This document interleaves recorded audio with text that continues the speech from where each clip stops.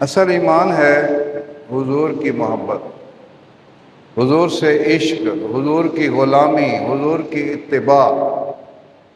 قرآن پاک میں اللہ نے ارشاد فرمایا وَمَن يُطِعِ الرَّسُولَ فَقَدْ أَطَاعَ اللَّهَ، جس نے میرے رسول کی اطاعت کی اس نے اللہ کی اطاعت کی، جس نے میرے رسول کی تابعداری کی اس نے اللہ کی تابعداری کی۔ تو اصل کیا ہے؟ اصل ایمان